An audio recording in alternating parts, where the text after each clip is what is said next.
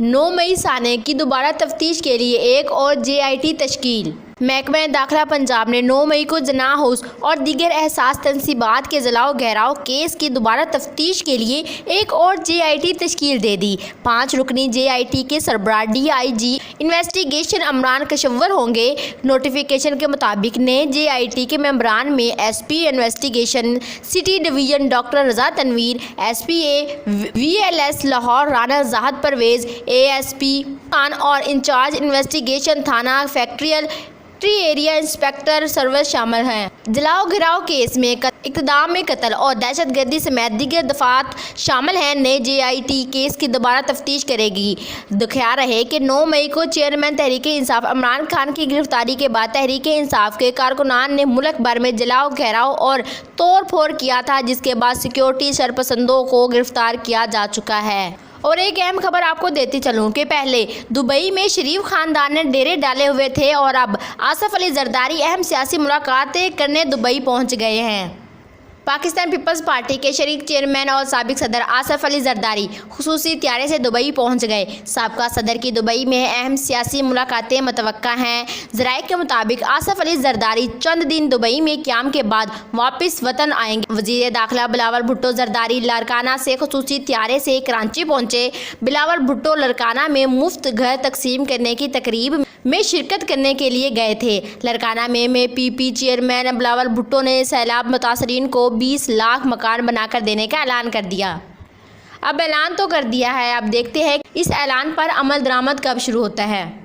और इसके अलावा वफाकी हुकूमत ने रात के अंधेरे में आवाम पर बिजली गिराई।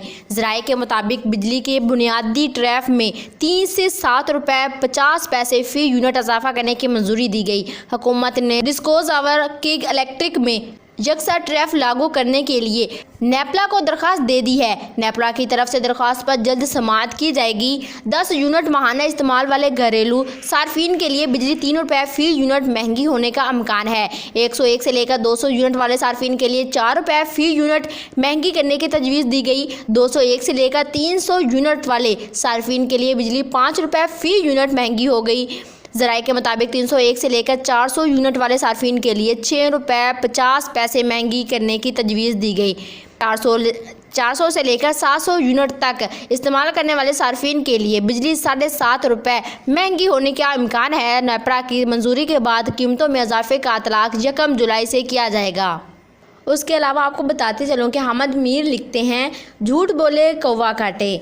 अजीब ज़माना आ गया है। सच बोलना एक खूबी नहीं बल्कि बहुत बड़ी खामी बन चुका है। क्यों ना कि सच बोलने वाले अक्सर औकात हार जाते हैं। झूठ बोलने वाले आपको लाजवाब कर देते हैं। आप भी अपने इर्द गिर्द ऐसे लोगों को जानते होंगे जो अपने झूठ से आपको लाजवाब कर देने की महारत रखते हैं और इनका सफ़ेद झूठ आपको खामोश कर देता है। झूठ सफ़ेद हो या स्याह, लेकिन झूठ के पाँव नहीं होते। झूठ बोलने वाले जीत कर भी हार जाया करते हैं। इसीलिए एक मुहावरा मशहूर है कि झूठ बोले कौवा काटे। सच ये है कि हमने आज तक किसी कौवे को झूठों को काटते हुए नहीं देखा, लेकिन खदशा है कि जनाब परवेज़ खटक को कोई कौवा ज़रूर काटेगा। परवेज़ खटक ने पिछले 1 साल में कम से कम 101 मरतबा ये बयान दिया कि वो इमरान खान के साथ धोखे और बेवफाई का कभी सोच भी नहीं सकते। उन्होंने बार बार कहा कि वो खान साहब का साथ कभी नहीं छोड़ेंगे। जब भी परवेज़ खटक बड़े एतमाद के साथ अपने घुटने जोड़ कर इमरान खान के साथ वफादारी का ऐलान करते तो हमें मिर्ज़ा गालिब याद आते, जिन्होंने फरमाया था, तेरे वादे पर जिए हम तो ये जान झूठ जाना कि खुशी से मरना चाहते अगर एतबार होता।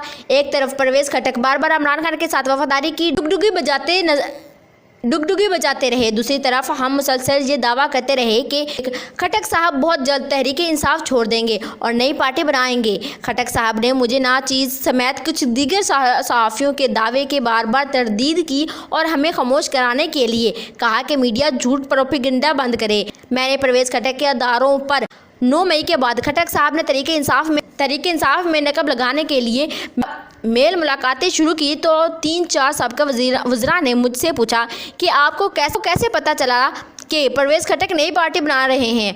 मैंने पूछा कि क्या हुआ, तो इन साहबान ने कहा कि کہ موصوف ہے ہمیں عمران خان کا ساتھ چھوڑنے کے لیے کہا ہے۔ جن لوگوں نے مجھے خٹک صاحب کے اداروں کے بارے میں بتایا، ان میں سے کسی نے ابھی تک ان کی نئی پارٹی میں شمولیت اختیار نہیں کی۔ یہ حضرات جہانگیر ترین کے استحکام پاکستان پارٹی میں شامل ہونے کے لیے بھی تیار نہیں۔ اور حال ہی میں آپ بخوبی جانتے ہیں کہ صحافیوں کو کہا سچ ثابت ہوا اور پرویز خٹک صاحب نے اپنی ایک الگ جماعت بنا لی۔